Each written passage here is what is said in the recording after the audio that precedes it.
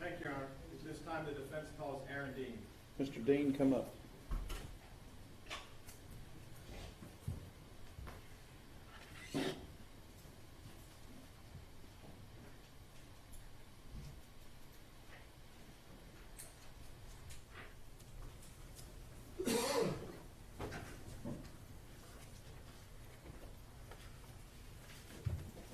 I solemnly swear or affirm testimony given this cause will be the truth, whole truth, and nothing but the true self of God.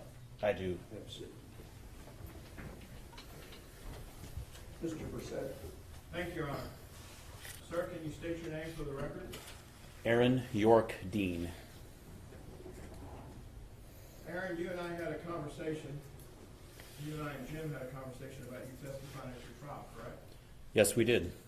I explained to you that you don't have to testify under the Constitution, and we could arrest it right behind the state. You understood that? Yes. And you understand that once you hit the witness stand, you're treated like any other witness, and that these prosecutors are liable to ask you some tough questions. Yes. Isn't it true, we also talked about the fact that you choose to testify, that you could get nervous, scared, upset, all sorts of things during cross-examination or during direct? Yes. And knowing all that, you still wish to testify? Yes, I do. Why? Because this jury needs to hear from me and hear the truth. Aaron, how old a man are you? 38 years old. Without a specific address, did you grow up around here? Yes, I did. Where? In Arlington, Texas. Mom and Dad still with us? Yes. Do you have any siblings? I have 5 siblings. How many brothers, how many sisters? 2 sisters and 3 brothers. Out of the group, where are you in the pecking order? Second oldest. Where did you attend K through 8 or K through high school? I was homeschooled through high school. By your mother? Yes. Did you go to college at some point? Yes. The University of Texas at Arlington. For TCU folks like me, we call that UTA. Yes. What did you study at UTA? I have a major in physics and a minor in mechanical engineering. What's a major in physics? Bachelor of Science in physics. Okay. So, what is that? What did you learn? What's physics all about? Well, physics is the fundamental. To relevance, Your Honor. Sustained. Do you have an engineering degree? I have a minor in mechanical engineering, yes. Prior to joining the Fort Worth Police Department, did you go into a profession that requires you to use your college degree from UTA? I'm going to object again, Your Honor, to relevance. Let's just get to what his degree, what he did. Did you go to work somewhere before you went? Did you start your professional career in something other than law enforcement? Yes, I was an engineer at a commercial refrigeration plant here in the area. At what year did you join? What age were you when you started to apply for the Fort Worth Police Department? 32, 33, right in there. What's the application process like? The department sends a request for new officers. You apply, you go through there's a lengthy backgrounds process, there's interviews with detectives in the backgrounds unit, drug tests, all manner of, you go through a polygraph, there's a physical test, we have to run an obstacle course, and there's a lot of steps to this. Did you get accepted, I assume, at the academy? Yes, I did. Do you remember when that academy class that you ran started? August of 2017. And how long was your academy class approximately? About 8 months. You got to listen to Officer Darch testify last week. Do you recall that? Yes, And was Officer Darch in your academy class? she was. What Carol explained last week then is similar experience that you had while you were in the academy? Yes. Did you have an occasion to learn about police procedures and laws? Yes. Did you have weapons training? Yes. Are there topics taught during your academy class on police survival? Yes. Can you explain that to me? What's we call it Officer Survival School. It's a week-long process where we go through scenarios, and in those scenarios, there's someone with a simulated weapon. We use simunitions, which is a small paintball cartridge that goes in a similar firearm to the duty weapon. Knives, other deadly weapons, and you interact with folks, with the role players in these scenarios. Sometimes they're compliant, sometimes not. Part of your weapons training, you were trained on a particular version of a Glock that the city of Fort Worth ultimately issued you when you were sworn in as a peace officer. Is that correct? Yes. There was testimony last week about the standard issue, and then if you wanted to add any additional approved lights to a Glock, you could do that if it was blessed by the department. Am I understanding that right? Yes. Did you put the light on after the academy or during the academy? After graduation. Did you have to show your proficiency in unholstering the light rail combo with the gun in addition to your normal proficiency you had during the academy with the gun by itself? Yes, there is light training. And did you, were you clear to carry the weapon as it was the night of this offense with the light rail system on it? Yes. Was the holster, there was questions last week about your holster, was the holster you had approved by the department to be on your duty belt? Yes. Part of your training at the academy, did you receive training on simulated towns or cities or streets or buildings as part of your training? Yes. Fort Worth's new training academy has a scenarios that they've adopted from the military to give a realistic feel of what people may be going into. Is that safe to say? Yes. And is this where you did the simunition training of shoot, don't shoot during survival week? Yes. In addition to the shoot, don't shoot survival training, did you also have training on a regular basis at the academy once you were issued your weapon at the firing range? Yes. What sorts of drills did you cover at the firing range? Fort Worth's range is set up so that there are a number of targets that face you or come edge on, and that's your shoot, no shoot signal on edges or faces. And from various ranges, various distances from those targets, you fire certain numbers of rounds. What are the ranges that you're required to be proficient at to be certified as a Texas peace officer? Drills go everywhere from 1.5 yards to 50 yards. And you would have to qualify with your Glock that you had that night at those ranges, is that correct? Yes. Range is probably a bad word. Those distances at the range. Yes.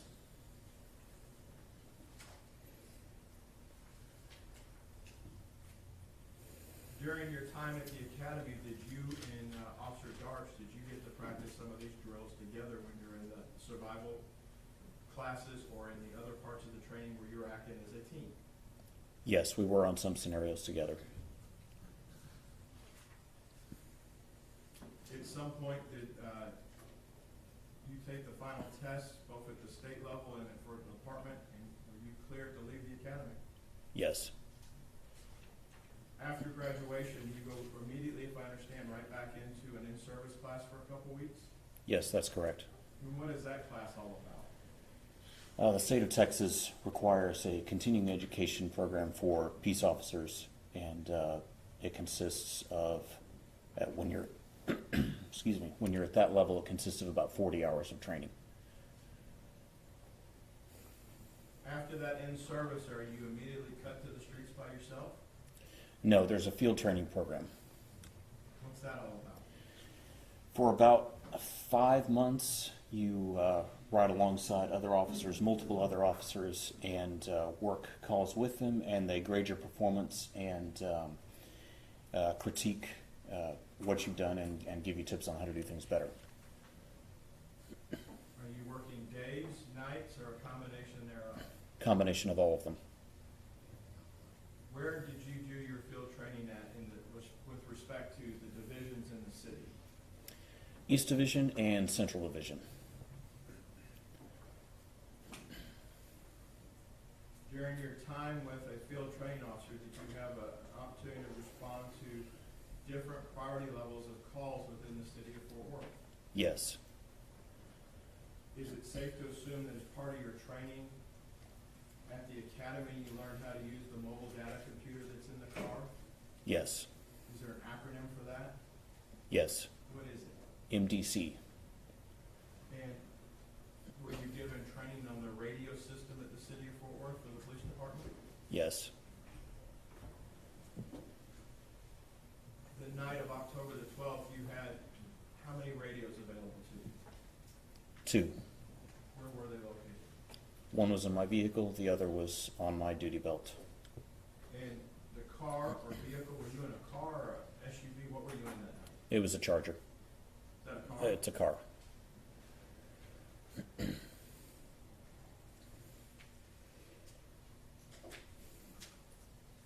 What is your understanding of the difference between a priority 1, priority 2, priority 3 call in the city of Fort Worth? Priority 1 is a very high priority call. Usually someone's in danger. Something's actively going down. Someone's in danger. Priority 2, don't dilly-dally, but you don't have to run code. Priority 3, we'll take care of that when we can. What does code mean to you, Mr. Dean? Code, shorthand for code 3, it means lights and sirens. You've heard some extensive talk about general orders in the city of Fort Worth in the last week, have you not? Yes. As part of your academy class, are you supposed to memorize every page of the general orders? No. What are you supposed to have upon graduation? A working knowledge of the general orders. At the time of this incident, you were what is known as TCOL certified to be a Texas peace officer, correct? Yes. Much like we heard from the communications call taker, she was TCOL certified for her role, correct? Yes. Are those tests in addition to tests the city of Fort Worth gives internally? Yes. Did you take and pass the statewide TCOL certification test to be a peace officer? I did. And am I safe to assume that Fort Worth was the only city carrying your commission at the time? Yes, it was.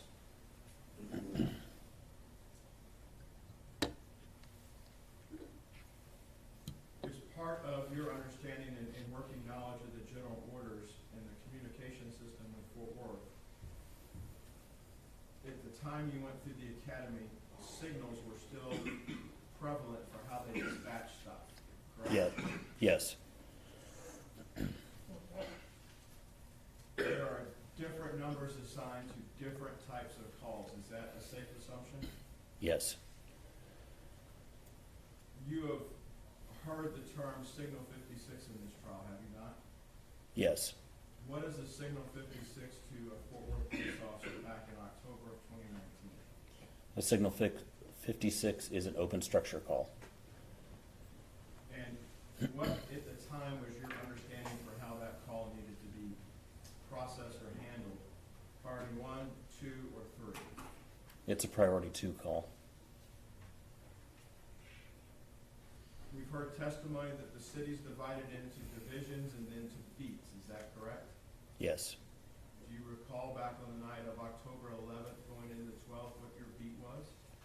Yes. What was it? Baker 15. What did Baker 15 roughly entail? I-35 over to almost 287 on the east side, north to Rosedale and south to Berry. In addition to a beat designation, did you also, your charger or you yourself, get assigned a call sign for the radio? Yes. What are call signs used for? It's a specific identifier for a specific officer. Is that how dispatch keeps up with y'all? Yes. The night of October 11th, when you went on shift, what time was that? About 7:45 p.m. Are you the same call sign each and every night? Yes. What was your call sign that night? Baker 325. Do you remember what Officer Darch's call sign was? Baker 321. So though you may be in a beat of, I think it's B15, is that correct? Yes. Your call sign doesn't, the numbers don't match up perfectly, do they? Where you have a 3 series for your call sign. The first number is the shift, so third shift. The second number is the team, second team, and then the last number is the beat number. What's third shift to the city of Fort Worth back in 2019 when you were employed?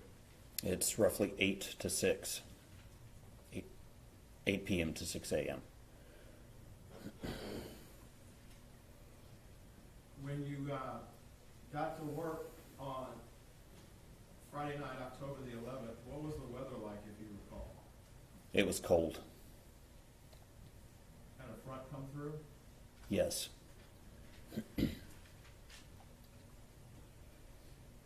From the time you finished your FTO to the night of Friday, October 11th, approximately how long had you been on the streets by yourself at that point, if you had? A little over a year. When did you finish your FTO, do you remember? Yes.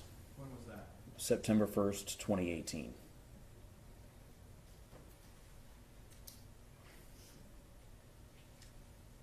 You go to duty that night, do you have, in the military they call it a quartermaster, you have a distinctive uniform on that night, correct?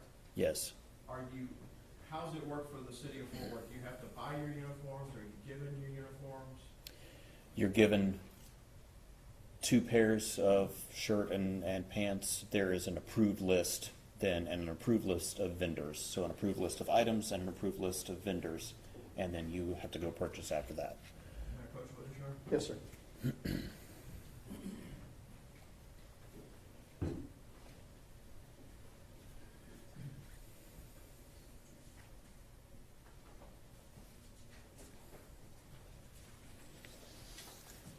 Mr. Dean, I'm going to show you what's been marked and admitted as Defense 28. Is that how you looked on the going to work on the night of October 11th, 2019? Yes. The watch cap, is that something that was on the approved list for you to wear that day? Yes.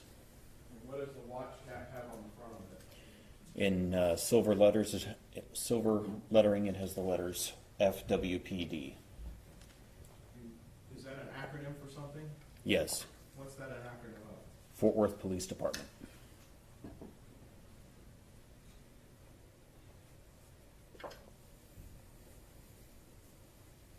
The jurors have had a chance to be in the building the last couple of weeks and see officers. We see officers in public. There's different ways to wear Kevlar at the city of Fort Worth at the Sheriff's Department. Would you agree with that? Yes. By the time you went through the academy, it's pretty much understood you have to wear Kevlar if you're going to be an officer, correct? Yes. What are the different ways that you can wear as a patrol officer at Fort Worth Kevlar?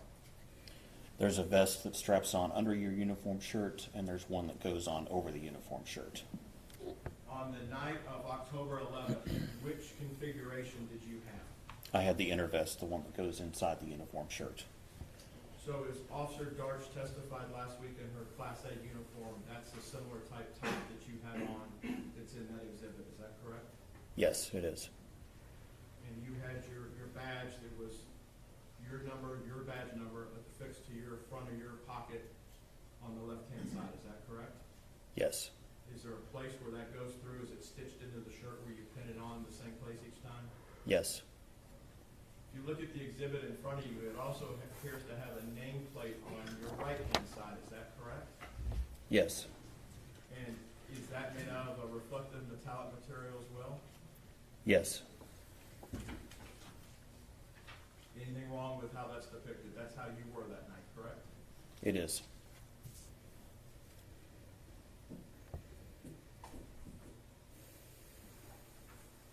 night, October 11th, 2019, going into Saturday morning, early hours Saturday morning, the incident that we're here to talk about in trial, this wasn't the only call for service you would work that night, correct? No. How does an officer, once you put your uniform on, do you put it on at the station? Do you go to a station? How does that shift start? There are options. Officers can put their uniform on at home and come in dressed, or they can dress at the station. Which did you do that night? I dressed at the station.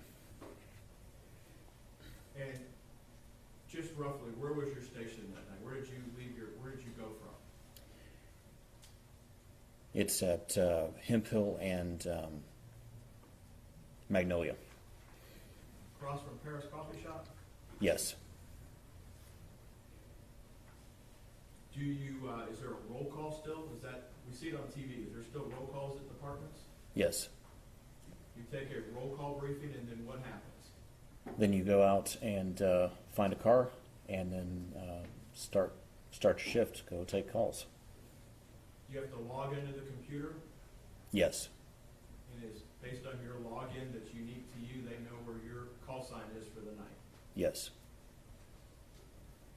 How does an officer such as yourself on patrol on third shift in the Central District get calls? They're dispatched over the radio or through the computer, usually both. When you're dispatched to a call, do you consider that an order? Yes. You're ordered to go take care of something. Yes. I laid a second exhibit up there, Aaron, when I went up there. Can you tell me what the defendant number is? 29.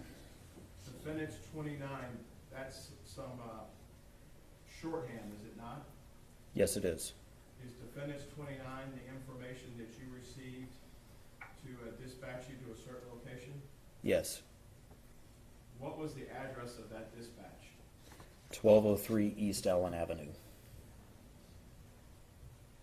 Do they tell you what priority level call it is as part of your dispatch or what you can see on the MDC? Yes. And if it, not this one, but if it was a priority one call, that's what gives you the permission to turn your lights and sirens on, correct? Yes. The department has procedures for how all that takes place. Yes. Priority two, you know there's got to be a second officer, is that correct? Yes. Do you see who's going to be your assist when you're assigned the call, or how do you go about learning that if you do it all before you get there?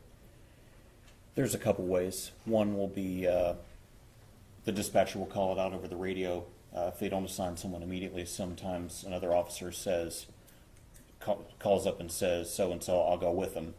Or it's dispatched directly onto the computer and you can see who's going along with you. Do you recall this night whether it was the dispatch ordered to, or did somebody volunteer to go with you? Officer Darch called out, Baker 321, I'll go with him. So that assigns her to the case, to the call sheet as well, is that correct? Yes. When you, did you make it right to the residence? No. Who arrived first? Officer Darch did. Mr. Dean, when you got there, was Officer Darch in her vehicle still, out of her vehicle, or something else? She was already out of her vehicle. And where did you park? Right behind her on the west side of Mississippi Avenue facing south. You just told us the call was on a different street. Yes, the call was at 1203 East Allen. We were parked at the intersection of Allen and Mississippi, just south of Allen Avenue. Aaron, why did you park there? Well, I was meeting up for two reasons. One, I was meeting up with Officer Darch, but we also don't want to park directly in front of a call location. Why? Because we don't want to give away our position to a criminal actor who might be on scene. It's for officer safety.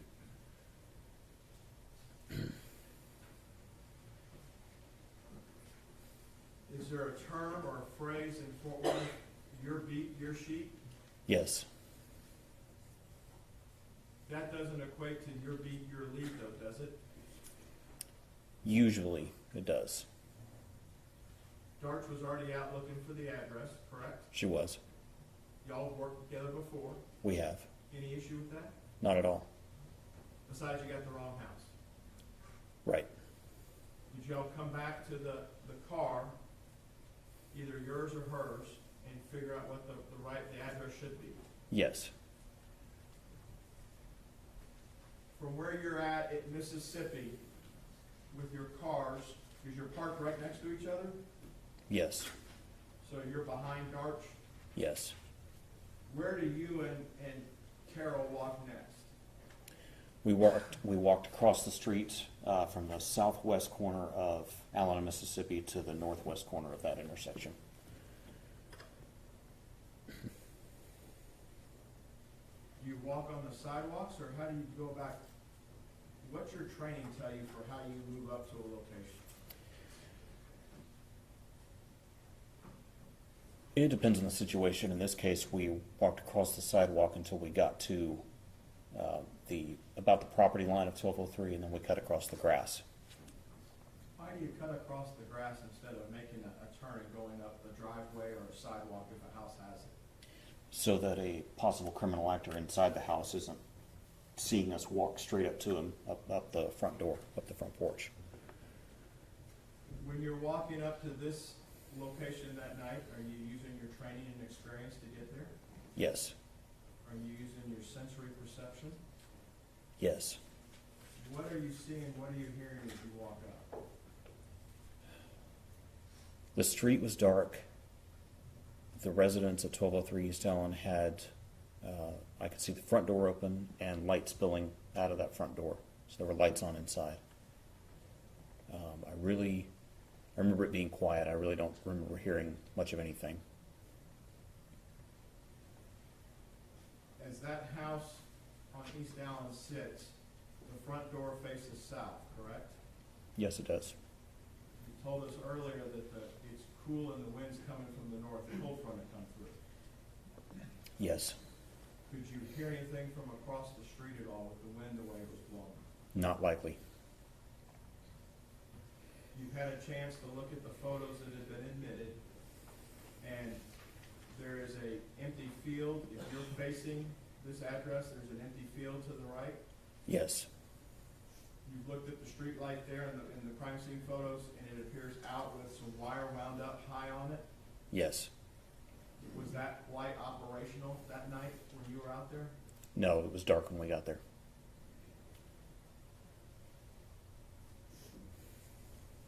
When you, Aaron, when you and Carol walk up to the front door, do you stand right in front of the door? Not if you can help it, Why? because for officer safety. When you look in, do you look in the front door, the addressable side, the front side of the house? Yes. What observations do you make, if any? I observed that the storm door, the glass door was shut, the inner door was open. Objects were just strewn about inside. I could see kind of straight back to what looked like a dining table, a little bit of living area, and a kitchen. I could see objects just strewn all over the floor. It looked ransacked. It was a mess. The call details that you have in front of you, I believe one of the lines that the call taker gave dispatch and then ultimately you is that door that you're looking at was never open. Is that correct? Yes. What was going through your mind at this point? That we had a possible burglary at that time. Did you take steps to record evidence at that point? Yes, I did. Explain that to the jury. Fort Worth police officers are equipped with what's called an Axon Flex 2 camera. It's a body-worn camera. There are several different ways to wear that camera. Some officers get glasses. You can wear it on your shoulder, which is what I did. I had it mounted on my shoulder. And there's a little control pack for it as well. It's a battery and an on-off switch and a record and mute switches. And I carry that on my belt in front of me. So I saw all of these things going on inside and looked down to make sure it was on. It was not, so I flipped it on and started recording. Aaron, is it a wireless connection from your shoulder to your utility belt? No, Is it a cable connection? it is a cable connection. So you have a lot of stuff underneath your uniform shirt then. You have a vest plus the wire. Yes. What do you do next, Aaron? We then stepped around to the side door to see more of the house. As I stepped to the side door, I took a quick peek at the car that was sitting there. I didn't see anybody in it. I looked through that side door. First, on the door itself, there was some of the frame looked like on the screen was kind of pulled apart. Looking through the door now, I could see more of the living area and more of the kitchen. And again, there were just items just spilled everywhere. Kitchen cabinets and drawers were open, and items all over the counter.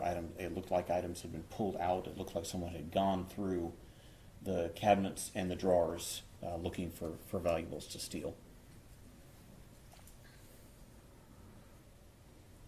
Based on your training under the general orders, how are you supposed to run a Signal 56?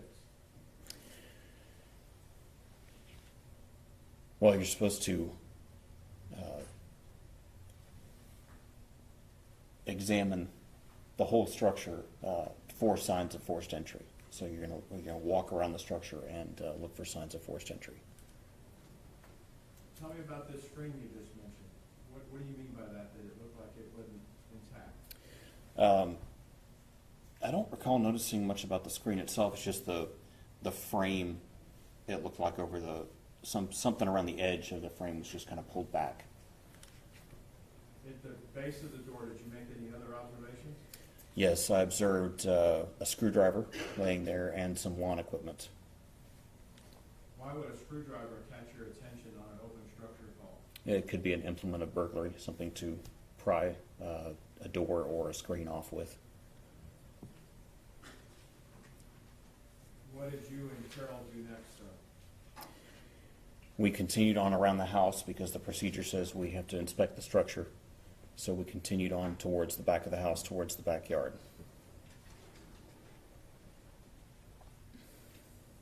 You've been on the streets for approximately a year by yourself at this time, a little over a year. Is that correct? Yes, And you had time under your field training time to be on the streets with other officers. Is that correct?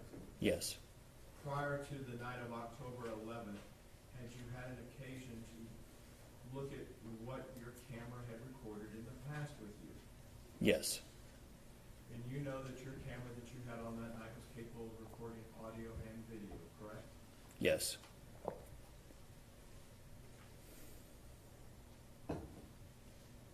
Did the camera always capture what you saw? no, Did the camera always record what you spoke or heard? no, For the jury's benefit, the picture of you that night, Officer Darch, I believe, testified last week that y'all were wearing a Motorola handheld radio at some point on your belt, correct? yes, And am I right that it loops behind you and hooks onto the front of your shirt? yes, From that mic that's there in front of you, you could key that with one hand, yes? yes, Does it also have an earpiece that goes back to your ear if you so choose to do that? yes, So any broadcast or any communication, you're really, if somebody's talking to you and the radio might be talking, you're listening with one ear. yes,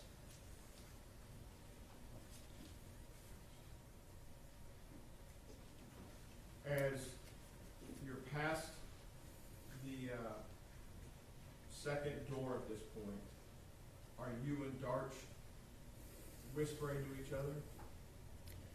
yes. She whispered to me Why are you whispering? Why aren't we carrying on a conversation at this level? because we don't want a burglar, a potential burglar, to hear us and attack us. Do you whisper whisper outside of domestic violence calls when you're standing outside. Yes. Why do you do it then? Two reasons. One, we don't want an actor to attack us. We also don't want someone to hear us and then attack their significant other. Is there a third reason, maybe to gather intelligence? Yes. When you're listening, did you hear anything other than Darch whispering back to you? I heard something knock, bump. At the time, I wasn't sure what it was. The call details in front of you say there's two vehicles that are in the driveway. Is that your understanding? Yes. As a patrol officer, can you just take what you're given for granted and just dismiss the vehicles and focus on the structure itself? No. Why not?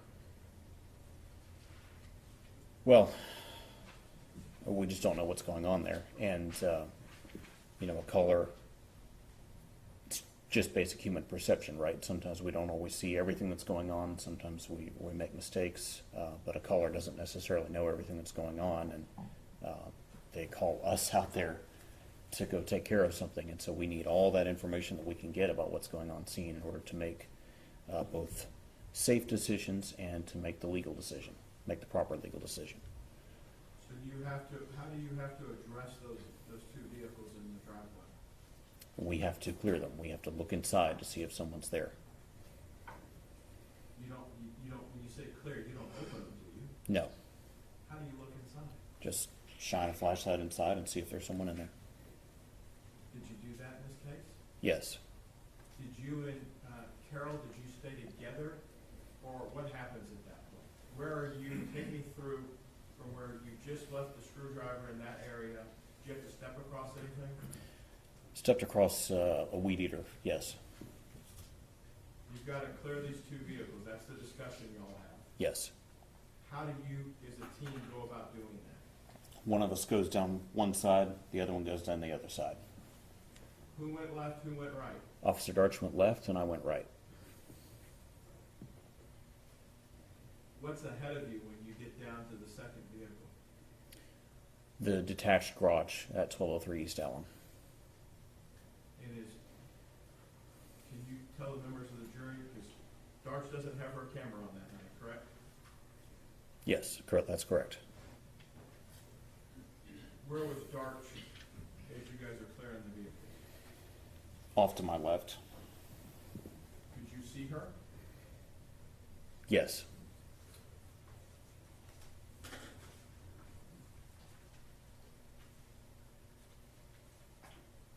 What was the visibility out there for you that night? We've talked about it being dark and you've seen your camera. Could you see better than your camera? Yes, a little. You get to the detached garage, what do you do next, Aaron?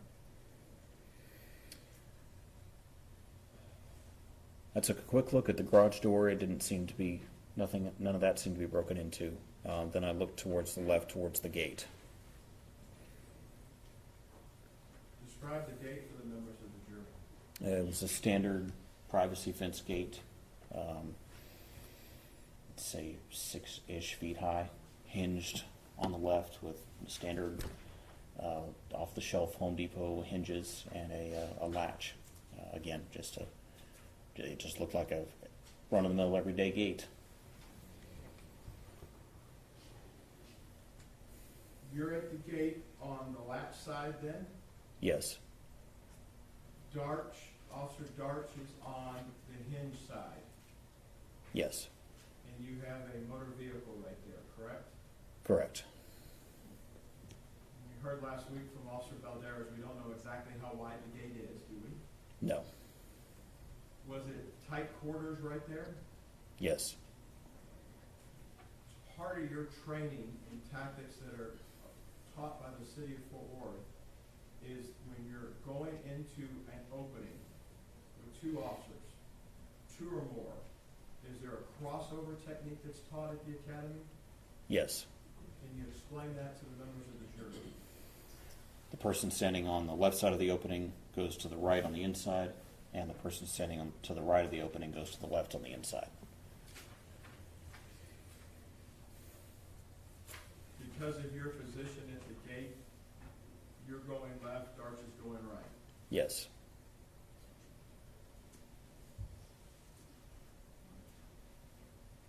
Had you completed your investigation before you opened that gate? No, we had not.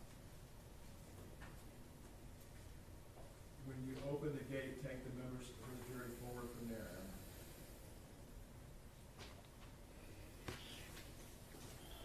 So I opened that gate with my handheld flashlight, took a quick look to the left, and observed the back of the house with a window and an air conditioning unit to the side. The window was pretty much right up against the fence. Quick look to the right just to make sure there was nobody standing there, and then moved on into the left. Could you sense or feel that your partner, Carol Darch, was coming in and covering your backside? Yes.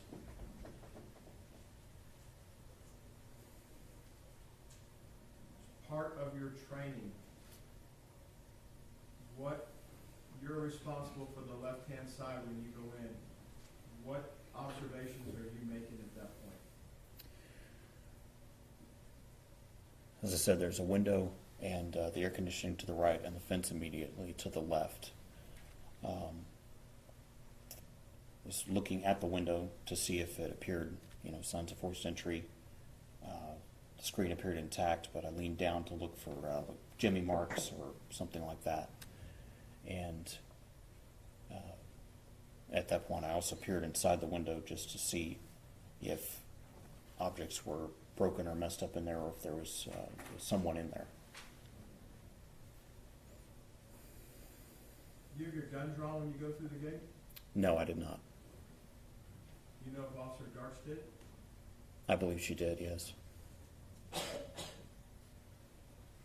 there a reason why she had hers drawn and you didn't? I can only speak for myself. There's training about doing a general area search, and you don't do that with your weapon out. You do it with your handheld flashlight.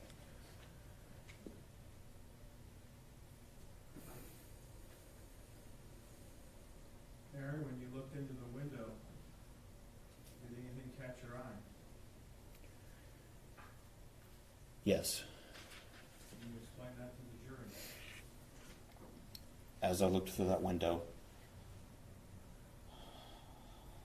low in the window, I observed a person. Couldn't tell black, white, male, female. I saw the torso horizontal, bent over, horizontal, and could see about this much up on the arm, and then about the same on the leg, just the upper leg to the hip. And the upper arms, I could tell there was movement, like the upper arms were moving, like someone was reaching for something or grasping. Did this torso, this silhouette, is it okay to use silhouette? Silhouette, yes. Were they near the window or away from the window based on what you could see at the time? Very close to the window. You've seen your video. Yes. Are you able to see into the room where the camera cannot? Yes. When you see this silhouette of the torso, would you say it is an adult torso or a juvenile torso? It was an adult torso. Aaron, when you see that adult torso at the window, what do you do? Well, I thought we had a burglar, so I stepped back, straightened up, and drew my weapon, and then pointed it towards the figure. I couldn't see that person's hands, and we're taught that the hands, and it's what's in them that kill. But we need to see the hands. We need to get people to show us our hands and get control of those hands. So I drew my weapon, intending to tell that person to show me their hands.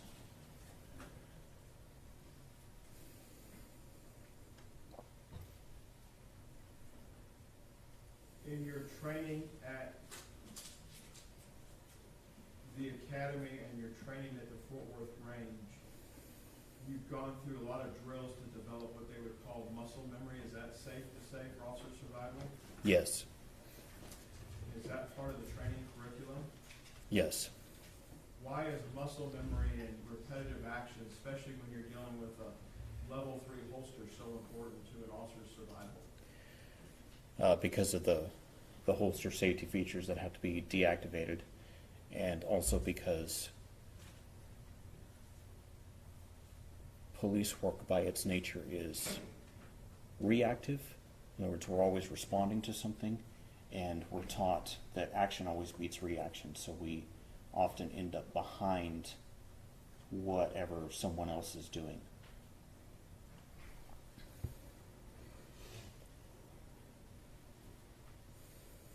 You, at this point, have unholstered your weapon, is that correct? Yes. Is there a point or a series of frames on your video where the video just goes dark at this point? Yes. Why did the video just go dark if you know? Where does your light source go?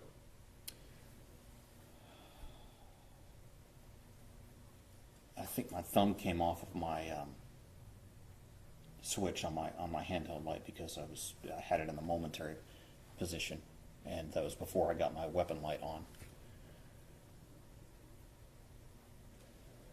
Back to that muscle memory, is there a sequence that you're taught on how to unholster that weapon and turn the rail light system on that's approved? Yes. Can you explain that to the members of the jury? You're supposed to turn that weapon mounted light on with your offhand. You just demonstrated some stuff in the courtroom. Would it be easier to show the members of the jury? Probably, yes. May I approach her? Yes, sir.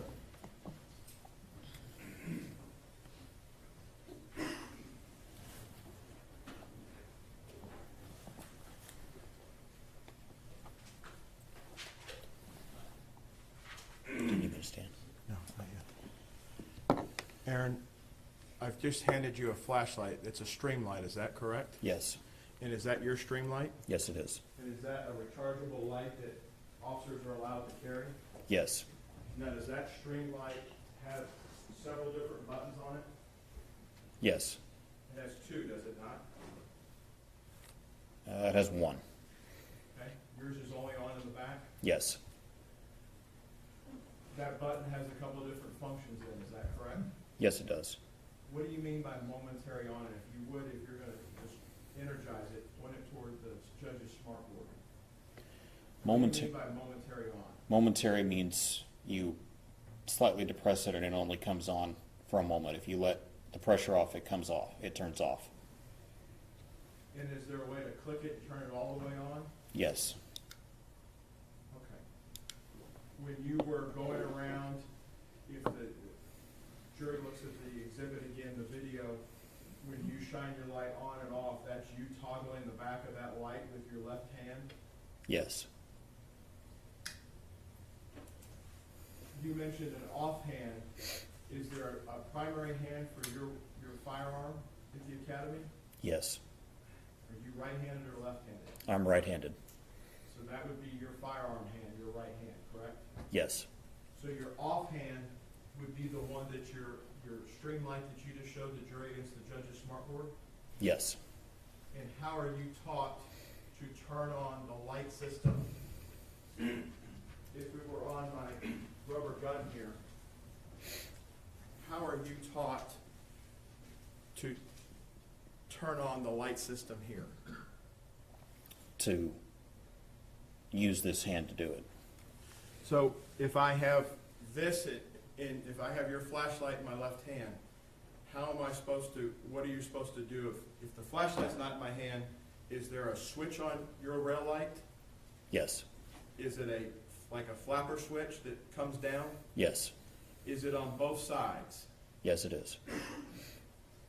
Were you able to turn it on the left-hand side? I was not. How did you turn on your light's on from the video. How did you turn it on? Once I realized I wasn't able to get it on with my offhand, I reached up with my trigger finger and flipped it on. Explain that to me. Well, since it rocks on both sides, I came up, was trying to get it on, it wouldn't come on, and so I just reached up. I keep my trigger finger off the trigger until I'm ready to shoot anyway, so it would have been up on the frame of the weapon, and then just reached and flipped that light switch on. When both of the lights came on, were you able to see more depth of field inside that room?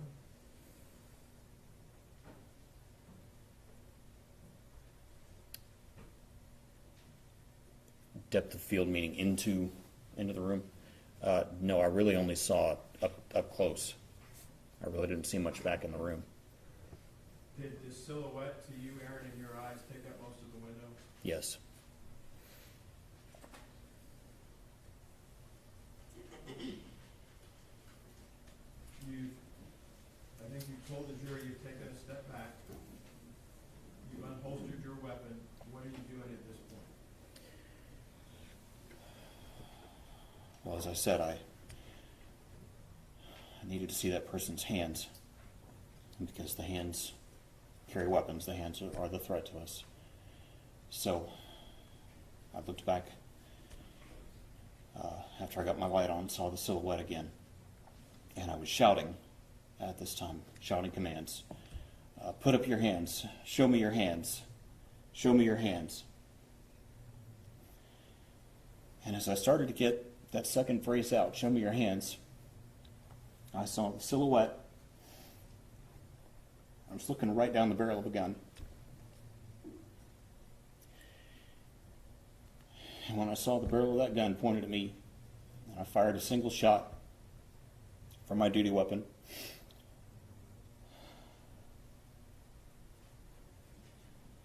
and immediately had the flash from the muzzle reflecting off the window, and of course, as my weapon recoiled, the light was bouncing back in my face, so I couldn't see. When my vision cleared, then I observed the person that we now know as Miss Jefferson. I heard her scream and saw her fall like this. And I knew that I'd shot that person.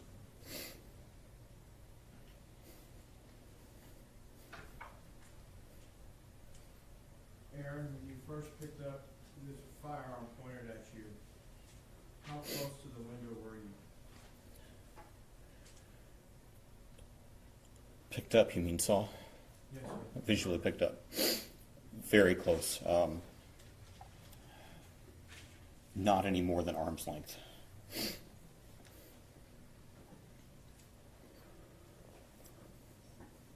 may be an obvious question, but I need to ask you.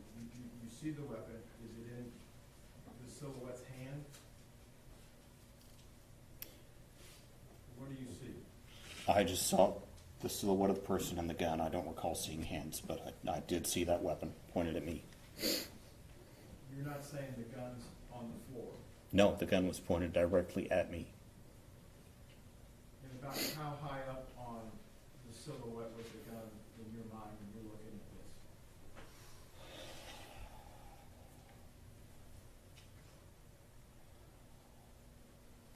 Maybe mid-chest, I'm not sure. You have your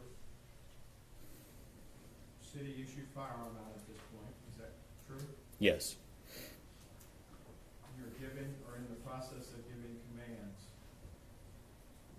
Why didn't you let the commands finish out? Because we're taught to meet deadly force with deadly force. We're not taught that we have to wait. Anytime we have a threat of deadly force, we can use deadly force to defend ourselves or someone else from that threat of deadly force. Where's Carol at this point when you discharge your weapon? She was directly behind me.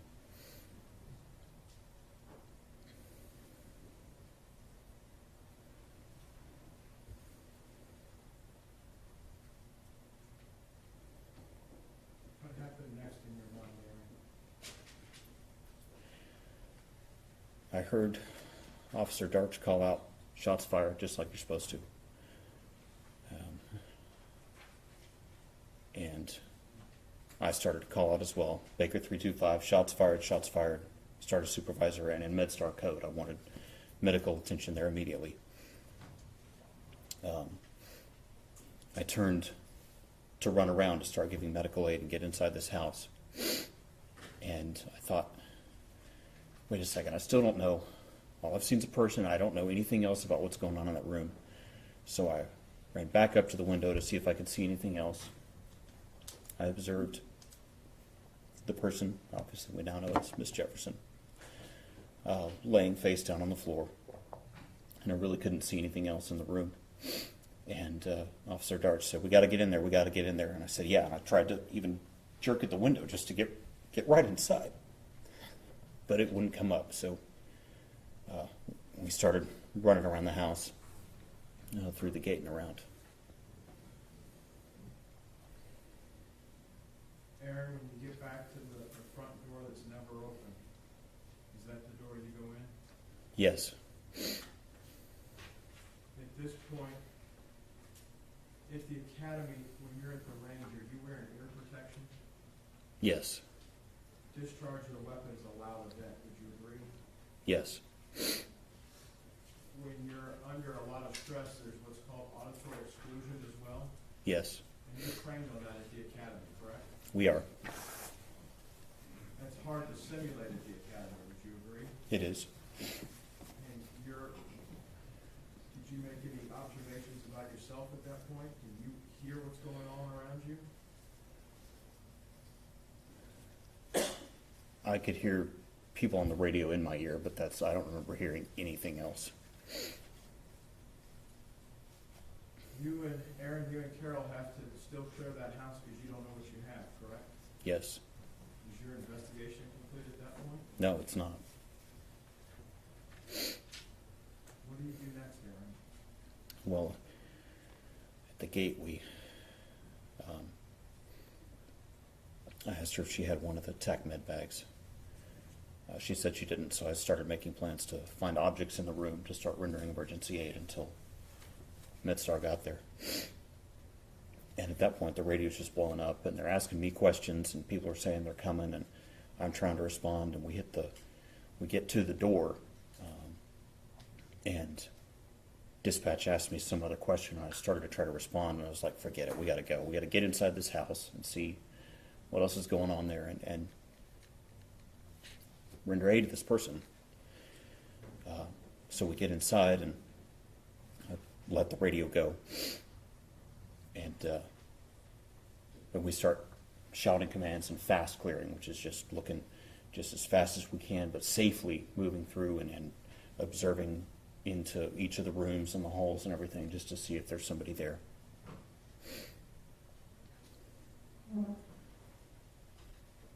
And we got to that back bedroom. And as we moved through the house, all of the rooms, they were all a mess. Everything was a mess in that house. Just objects everywhere. Objects all over the floor, all over the furniture. It looked trash. It looked like somebody had just gone through everything. And I get to that back bedroom. And off to my right, I see a kid. Of course, we know it's Zion. And I'm thinking, who brings a kid to a burglary? What is going on? I see a dog. And at that point, I was just like, never mind. Forget what else. You got Darce. Just shut up and work. Shut up and work. Get the weapon. Render aid to her. Get the weapon. Render aid to the person. And I remember going over to the person laying on the floor and saw the weapon between her feet. And I remember putting my gloves on and then picking up the weapon. And at this point, I could hear Officer Dart saying something to Zion. Of course, we now know from the video he says, I don't want to go to jail. And she tells him, don't worry, you're not going to jail. Of course, I'm sorry, I'm getting ahead of myself, Judge. I didn't actually hear all that at the time. Just processing everything. And there was talk last week when Carol was here testifying that she had an attorney named Terry Dowd. unitary. Yes. And as part of your training at the academy, Ms. Daffron came and lectured y'all. Yes. As part of the faculty that came and taught you. Yes. And she gave recommendations for how to handle and not handle evidence in a scene, correct? Correct. She told you not to touch anything. Correct.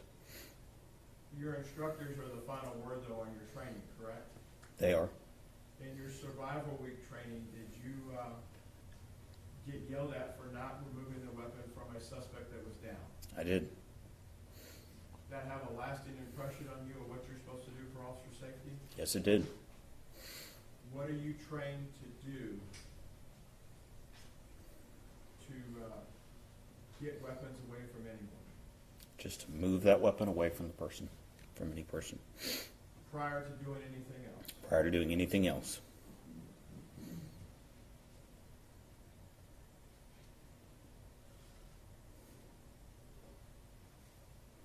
You locate this weapon. Is it a firearm? Yes. You locate it near Miss Jefferson's feet. Yes. And I believe you, what do you do with it at that point? I picked it up just to move it away from her, and as I picked it up, I saw a green laser tracing across the white wall. And Is Yeah. that your concern at that point, though? no, I'm just getting it away from that person. You know from what's blowing up in your ear, because we can't hear the radio traffic as it sits on your body-worn camera, that the cavalry is coming behind you. Yes. What precautions, how are you trained to render first aid? You're not a paramedic, correct? Correct. Are you a basic EMT? No. What sort of first aid have you had in the academy? CPR and then bleed stoppage on bullet wounds and knife wounds. There's discussion on the video, your video, Mhm. about a trauma kit. Is that, am I using the proper term? Yes. A week or so prior to October 11th, did your trauma kit come up missing in your patrol vehicle in the shift? Yes. Did you put a request in for a new one? Yes, that Monday I had sent an email request, so this was Friday, but that Monday, yes, I'd put in a replacement request. From having watched your video, the two officers that come in behind you that have a little bit more advanced training, they have one of the kits with them, correct? Yes.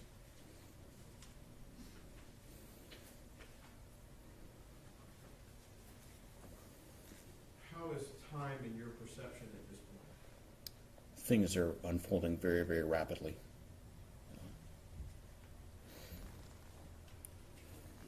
Why do you put gloves on? Officer safety, it's protection from, any pathogens or anything like that. Is that how you're trained at the academy to handle fluids? Yes, it is. And you know that you shot this lady, Yes. and you've done a visual exam, and you know she's gravely wounded. Yes. At the time that you're in the room, when you enter the room, what is the lighting condition inside the room, other than your flashlight? There was a pair of computer monitors on a desk to the left, and then there's a television up on a shelf of some sort to the right. Lighting for the room only comes on when the additional units come in, is that correct? Correct.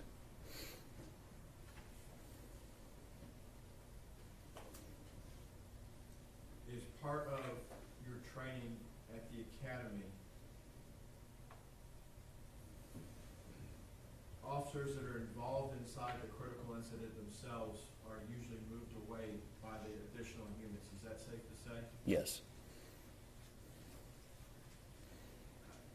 You're told to politely move out of the way, they're very frank with you, you recall that? Yes.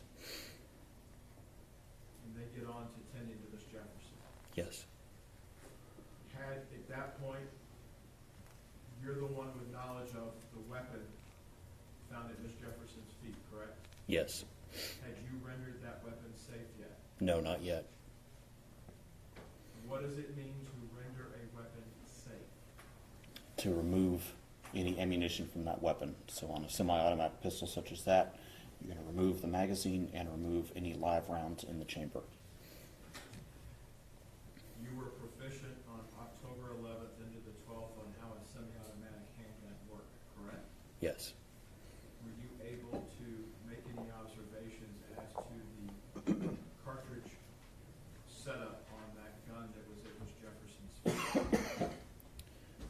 Yes, it had a magazine inserted into the magazine well, and it had one round in the chamber. And were you able to clear that round from the chamber? Yes. The state last week offered some exhibits of the gun as is, I believe, by the front door. You didn't place the gun at the front door, did you? No. On video, do you recall seeing you hand the gun, the magazine, and a live round to another officer? Yes. Do you recall that officer's name? Officer Gilbert.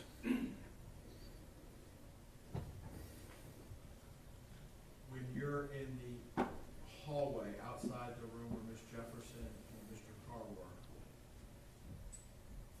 you're observed on your body worn trying to deactivate a laser system on the weapon. Do you recall that? Yes. Though Streamlight made your light system, and they made her light system, they activate differently, correct? Yes. If I understand, where yours has a paddle, hers had buttons on either side. Do you recall that? Some sort of a button switch, yes. Were you able ultimately to get the laser off that night? Yes, I fiddled around with it till I found the switch and turned it off.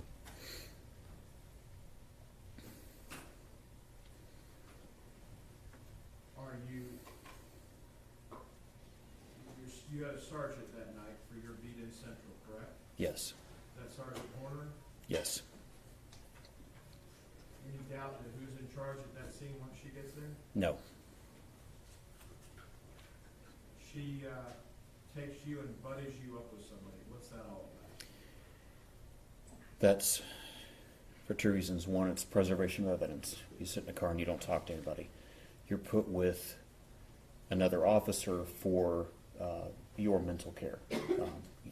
It's a traumatic event. Shooting someone. And over the years, departments across the U.S. have discovered that it's a better practice not to just shut an officer alone in a car. So they put someone with them, and you talk about sports, you talk about food, you talk about your family, you talk about anything and everything but the incident. At some point, you're there at the scene in this car with this buddy for a long period of time. Yes. Who was the officer? Officer Fuller.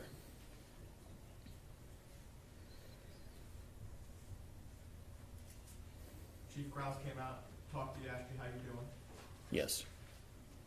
Other command staff came out and checked on you. Yes. At some point, are you directed, and Officer Fuller drive you to 1000 Calvert, the old training academy, Yes. just over here on the other side of the river? Yes. Is that where Major Case is? Yes. Prior to getting to Major Case, had a lieutenant from your patrol division taken your particular camera from you? Yes. Can you explain that to the members of the jury? Lieutenant Halford came and got my body camera, just the camera unit itself that unplugs from the cable, and that he took it back to the sector to put it on the dock, which is both the battery charging unit and the data streaming unit, and he wanted to get that data captured right away. He wanted that video uploaded right away. So if in an audit trail it shows where it was uploaded, that's how it came to be uploaded at that particular time and date. Yes. The camera that you're wearing in the picture then, that's before you in evidence, Yes, is that your camera or one that's identical to yours in the photo? it's an identical one from another officer. The pictures to reflect how you looked when you were there at the scene, correct? Yes.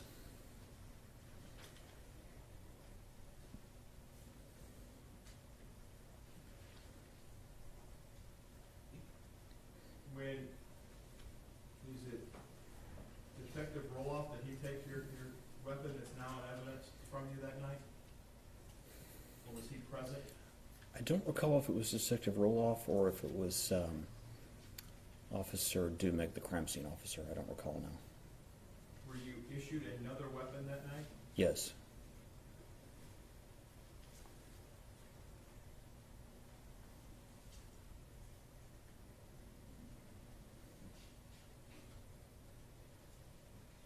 Aaron, when you look at the scene itself and you look at the window, I want to take you back there for a second if you're okay with that. When you look at the weapon in the window,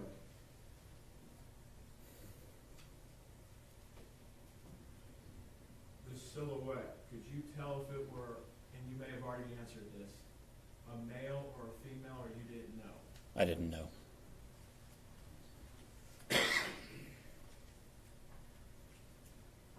You didn't know if it was a male or a female. Could you tell if it was what race or skin tone the individual had? No.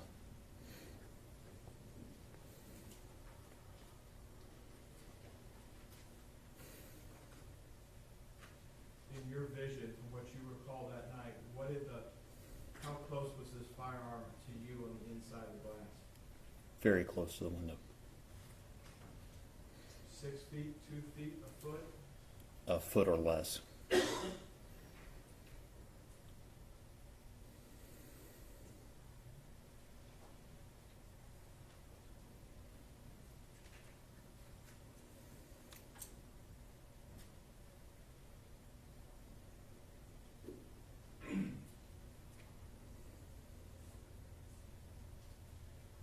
You went home from your shift on the 12th. You go on administrative leave because you've been involved in a shooting, correct? Yes. When you took your uniform off on the 12th, you understand that was the last time you were going to be a peace officer anywhere in this United States, correct? Yes. Thank you, Your Honor. Pass the witness. Let's take our morning break before we do cross-examination. You're retired to